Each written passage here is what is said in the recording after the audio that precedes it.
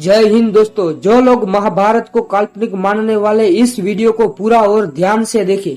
सबसे बड़े हिंदू ग्रंथ महाभारत के बारे में यही सच है। भगवान कृष्ण और गीता भी इससे जुड़े हैं। गीता में लिखे गए शब्द को हिंदू धर्म का मार्गदर्शक कहा गया है और महाभारत धर्म और अधर्म के बीच सबसे बड़ी लड़ाई है। इस समय मिले कुछ प्रमाणों से यह भी सिद्ध होता है कि भगवान कृष्ण का जन्म इस धरती पर हुआ था और महाभारत का युद्ध भी हुआ था। महाभारत को भारत का इतिहास कहा जाता है। यदि यह एक काल्पनिक घटना होती तो इसके लेखक इसे महाकाव्य की बजाय कहानी कहते और ऐसा नहीं होता। महाभारत की कहानी राजा मनु से शुरू होती है। इसमें इस वंश की 50 से अधिक राजाओं की कहानियां लिखी गई है। राजा पांडु और धृतराष्ट्र भी इसी वंश के थे। यदि यह एक काल्पनिक घटना होती तो इसके लेखकों ने पूरे वंश की जगह लगभग 5 या 10 राजाओं की कहानी लिखी होती।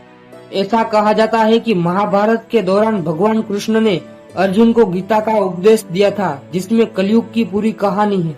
आज जो हो रहा है वह गीता में पहले से ही लिखा हुआ है। यह कोई काल्पनिक घटना नहीं हो सकती। श्री कृष्ण द्वारका के राजा थे और महाभारत के अनुसार ये शहर जलमग्न हो गया था। पुरातत्व विभाग को गुजरात के पास समुद्र के नीचे एक पूरा शहर मिला है जो महाभारत काल का बताया जाता है। भगवान कृष्ण की नगरी को एक समर्पित राज्य कहा जाता है। द्वारका के बारे में कहा जाता है कि वहां रहने वाले लोगों को छोड़कर पूरे शहर को ढक लिया था। समुद्र के अवशेषों से सिद्ध होता है कि भगवान कृष्ण की नगरी द्वारका है। महाभारत ने भारत के 35 से अधिक शहरों के बारे में लिखा है जो आज भी हमारे बीच है। पुरातत्व विभाग को इसके कई प्रमाण भी मिले हैं।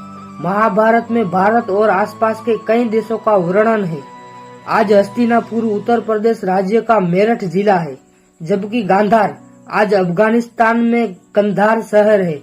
इंद्रप्रस्थ आज भारत की राजधानी दिल्ली है। गुजरात राज्य में श्री कृष्ण के द्वारका शहर है। रामायण और महाभारत दो अलग अलग लोगों द्वारा अलग अलग समय पर लिखे गए हैं और दोनों पुस्तकों में जो लिखा गया है उसके पर्याप्त प्रमाण है। अगर ये किताबें काल्पनिक होती तो इन दोनों किताबों में ज्यादा समानता नहीं होती। इतिहास के पन्नों में चंद्रगुप्त मौर्य के बारे में लिखा है। कहा जाता है कि चंद्रगुप्त मौर्य भगवान कृष्ण के वंश के 138वें राजा थे। चंद्रगुप्त मौर्य के अस्तित्व की हर कोई सच्चाई मानता है। ऐसे में यह कृष्ण के अस्तित्व का प्रमाण भी है। भारत देश का नाम दुष्यंत और शकुंतला के पुत्र भरत के नाम पर रखा गया है और महाभारत में भरत के वंश का विवरण दिया गया है। पांडु और धृतराष्ट्र उनके वंश है। भारत का अस्तित्व महाभारत का सबसे बड़ा प्रमाण है। पुराणों में मौर्य काल का वर्णन है, साथ ही ग्रीस के इतिहास का विवरण है जो सत्य है। इन पुराणों में महाभारत भी लिखा हुआ है। इसके अस्तित्व प्रमाण भी देता है। दोस्तों, अगर आपको मेरी वीडियो पसंद है तो वीडियो को लाइक कर देना और अपने चैनल को सब्सक्राइब करना। धन्यवाद दोस्तों।